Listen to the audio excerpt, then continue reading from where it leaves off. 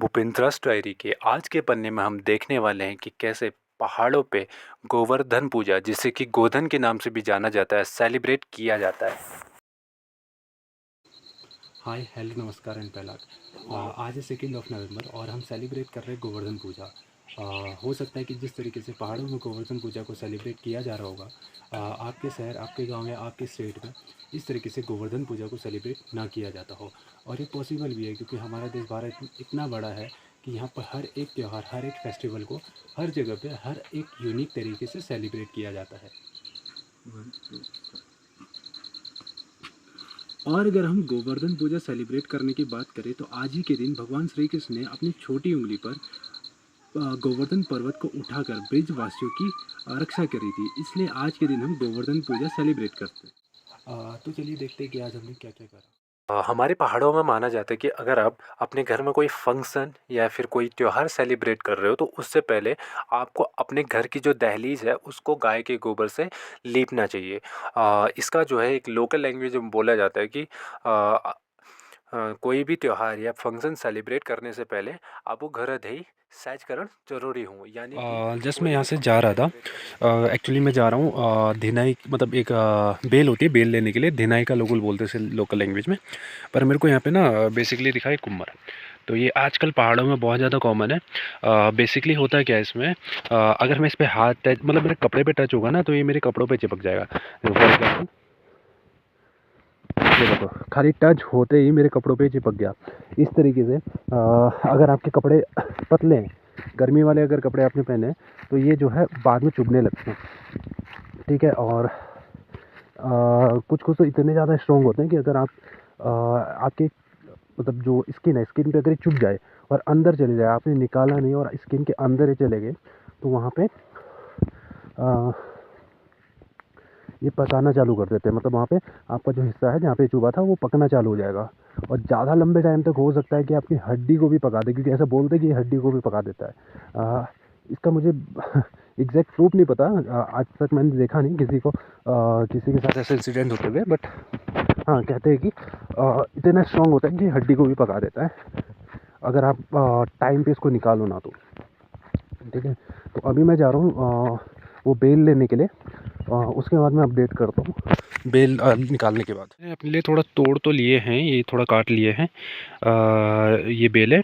पर मुझे इसमें ना कन्फ्यूज़न हो रहा है कि एग्जैक्ट यही वाली बेल है जो मुझे लेके जानी है या फिर मैं कोई गलत वाला लेके जा रहा हूँ, क्योंकि मुझे हल्का सा डाउट हो रहा है। क्योंकि लास्ट टाइम ऑलमोस्ट हर साल ही मैं ही आता हूँ लेने के लिए, पर इस बार मुझे थोड़ा सा डाउट सा हो रहा है कि मैं राइट वाला लेके जा रहा हूँ या नहीं।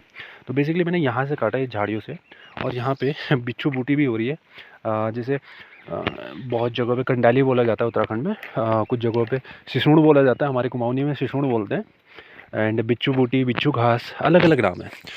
तो एक मेडिसिनल प्लांट है अभी, ठीक है। और अब मुझे ये भी लेके जाना है, ये है बेसिकली पाइन की टहनियाँ। तो बेसिकली ये भी लगाते हैं। अच्छा, ये हमारा बेसिकली है जिसको हम कुमाऊनी में बोलते हैं धिनाई का लगुल, और ये है पाइन ट्री, यानी कि हमारी लोकल लैंग्वेज में इसको बोलते हैं सौ डाव, ठीक है। डाव मतलब पेड़, सौ मतलब इस पेड़ का नाम। तो मुझे इसकी पत्तियाँ भी तोड़नी है, तो पहले मैं इसकी पत्तियाँ भी तोड़ लेता हूँ। तो बेसिकली अब मैंने सब कुछ ले लिया है, ये पाइन ट्री के पत्ते भी ले लिए और ये जो बेल है ये भी ले लिया है। तो बेसिकली अब क्वेश्चन आता है कि मैं इससे करूँगा क्या। तो बेसिकली ना ये सारी चीज़ें काइंड ऑफ ये कह सकते हैं कि ब्लेसिंग के लिए होती है, जिसे हम बोलते हैं कि जो हमारा धिनाई है, धिनाई बेसिकली बोला जाता है कि जो भी तुम्हारा सोर्स ऑफ मिल्क है, जैसे गाय से तुम्हारा दूध आ रहा है, दही आ रही है, जो भी चीज़ें आप जनरेट कर रहे हो दूध के थ्रू, तो वो सारी चीज़ें और अच्छे से ग्रो हो, तो उस बिलीव में ये सारी चीज़ें लगाई जाती है। ये अभी दरवाजे पे लगाया जाएगा, जहाँ गाय भैंस बकरी जो भी होता है, जिस रूम में वो रहती है उस रूम में उस रूम के दरवाजे पे ये चीज़ें लगाई जाएंगी। तो दैट्स द थिंग। पहले कंफर्म करते हैं मम्मी से कि वही है या मैं गलत वाला उठा के लेके आया। वही ये अच्छा दिन नहीं लगुल।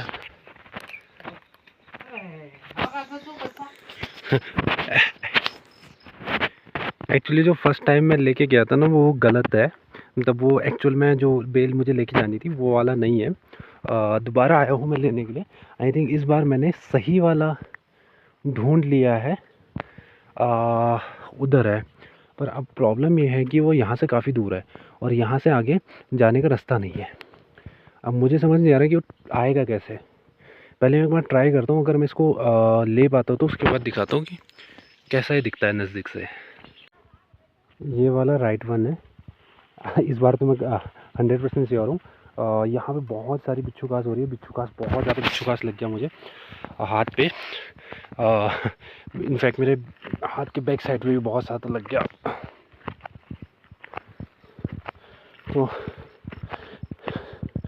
इस बार मुझे राइट वन मिल चुका है और मैं 100% कन्फर्म हूँ। और ये बच्चों ने जो है, ये हम भी ऐसे ही किया करते थे बचपन में। जो ये कैसेट वाली रील आती थी पहले गाना वाना सुनने के लिए, ये टेप रिकॉर्डर आता था ना, तो उसका जो रील होता है कैसेट का, वो हम निकाल के तोड़ ताड़ के ऐसे ही करते थे। यहाँ पे भी जगह जगह फैला हुआ है। ये है रियल वन। इस बार मैं 100% कन्फर्म हूँ, क्योंकि इसकी पहचान मैं भूल गया था लास्ट टाइम। अभी मुझे याद आया कि हाँ, ये कुछ इस टाइप का होता है। इस बार मैं 100% श्योर हूँ कि मैं सही वाला लेके जा रहा हूँ। तो आप इसको घर लेके जाते हैं और उसके बाद दिखाता हूँ। घर मेरा यहाँ ऊपर है। इसके बाद मैं आपको दिखाता हूँ कि इसको कैसे लगाते हैं। इसके बाद जो हमने कलेक्ट करा हुआ है, यानी कि जो हमने बेल कलेक्ट करी है और जो पाइन ट्री की जो टहनियाँ हमने कलेक्ट करी है, उनको हम जो भी हमारी गाय भैंस या बकरी हमारे पास है, वो जहाँ पे रहती है उनके रहने वाली जगह के दरवाजे पे इस तरीके से टांगते हैं। कुछ लोग इनको टांगने के लिए, इनको कंबाइन करने के लिए एक स्पेशल टाइप की घास होती है जिसको यहाँ लोकल लैंग्वेज में बाबिल बोला जाता है। वो एक स्पेशल टाइप की घास होती है जिसको गाय भैंस बकरियाँ खाना पसंद नहीं करती है। तो उससे जो है एक रस्सी टाइप बना के इन सबको कंबाइन करके बांधा जाता है। इसके बाद गाय की पूजा करने के बाद गाय को फूलों की माला पहनाई जाती है और टीका लगाया जाता है। और फिर गाय को जो हमने कल माँ लक्ष्मी को बनाने के लिए, जो माँ लक्ष्मी के जो पाँव बनाने के लिए जो पेस्ट बनाया था, सेम उसी टाइप का एक चावल का पेस्ट बना के गाय के पीठ पे ये जो चावल है, सॉरी जो गिलास है, गिलास से सर्कल और हाथ से ऐसे हाथ छापा जाता है। मतलब हाथ डुबा के हाथ छापते हैं गाय की पीठ पे। बेसिकली ये रिचुअल क्यों परफॉर्म करते हैं इसका मुझे कोई आइडिया नहीं है। अगर आप जानते हो तो कमेंट में ज़रूर से मेंशन करें। यही चीज़ घर के जो गाय भैंस है उन पे लगाया जाता है और साथ में जो मेल सदस्य है, घर के जो मेल सदस्य हैं, उन पर भी ये चीज़ लगाई जाती है। बेसिकली जो लगाने की जो प्रोसेस है, इसको लोकल लैंग्वेज में माड़ा बोलते हैं। ये सब हो जाने के बाद हम घर पे अलग अलग प्रकार के पकवान बनाते हैं और पकवान बनने के बाद सबसे पहले पकवान अपने घर के मेन मंदिर पे भगवान के लिए रखा जाता है अलग से। उसके बाद उस पकवान में से अलग से एक हिस्सा कव्वे के लिए हम रख देते हैं, क्योंकि ये कहा जाता है जो काग भूसंडी जी हैं, जो कि खुद ब खुद एक कव्वे हैं, वो अलग अलग लोकों में जा सकते हैं। तो इसलिए ये माना जाता है कि जब हम किसी कव्वे को खाना खिलाते हैं तो हम उस खाने का एक हिस्सा हमारे पूर्वजों को भी दे रहे होते हैं। तो इसलिए जो है कव्वे को खाना खिलाया जाता है। इसके बाद हम जो है गाय के लिए भी अलग से रख देते हैं, क्योंकि गाय इकलौती ऐसी जानवर बताई गई है जिसमें कि 33 कोटि देवी देवता वास करते हैं। तो इसलिए जब हम गाय को खाना खिलाते हैं तो वो खाना हम 33 कोटि देवी देवताओं तक पहुंचा रहे होते हैं। और उसके बाद जो हमने पकवान बनाए हैं उसको हम खाते हैं। लेकिन हालांकि अभी मुझे कहीं बाहर काम की वजह से जाना है, तो वो प्रोसेस मैं आपको बाद में दिखाऊंगा कि एक्चुअल में चूड़ कैसे कूटते हैं। तो मैं किसी काम की वजह से बाहर आया था। तो मेरे कुछ फ्रेंड्स थे जो कि कॉलेज के फ्रेंड्स हैं और वो पहाड़ों से नहीं है बेसिकली। और उनके डाउट्स हैं कि पहाड़ों में पानी की आपूर्ति कैसे होती है, क्योंकि पहाड़ों में मेन सोर्स ऑफ वाटर तो नदी का है और जो घर है वो नदियों से काफ़ी दूर बनाए जाते हैं, क्योंकि बरसात के टाइम पे नदी के आसपास बहुत ज़्यादा खतरा होता है। तो ऐसे में कुएँ वगैरह भी पहाड़ों पे होते नहीं है। तो पानी का जो मेन सोर्स है वो क्या होता है, तो जनरली जो पहाड़ों पे पानी का जो मेन सोर्स है वो वो इस टाइप के नेचुरल सोर्सेस है, यानी कि इस टाइप से चट्टानों से ऑटोमेटिकली पानी रिस के आता है। और ये पानी हमेशा साल के हर एक दिन आपको यहाँ पे देखने को मिलेगा। हालांकि गर्मियों में थोड़ा सा पानी कम हो जाता है, पर स्टिल इतना रहता है कि एक गांव अपना जो पानी का रिक्वायरमेंट है वो कम्प्लीटली फुलफ़िल कर सकता है। तो इस टाइप के जो नेचुरल सोर्सेस है जगह जगह पे आपको पहाड़ों पे देखने को मिल जाएंगे। और बेसिकली पहाड़ों पे ये कहा जाता है जो बाज और उतीस के पेड़ हैं, मैं फ़ोटो मेंशन कर दूंगा कि इन पेड़ों को ये कहा जाता है कि जहाँ पे भी ये पेड़ ज़्यादा क्वांटिटी में होंगे तो वहाँ पे आपको डेफिनेटली पानी का सोर्स ज़रूर मिलेगा, क्योंकि इन पेड़ों को कहा जाता है कि ये पेड़ अपने साथ पानी लेके आते हैं।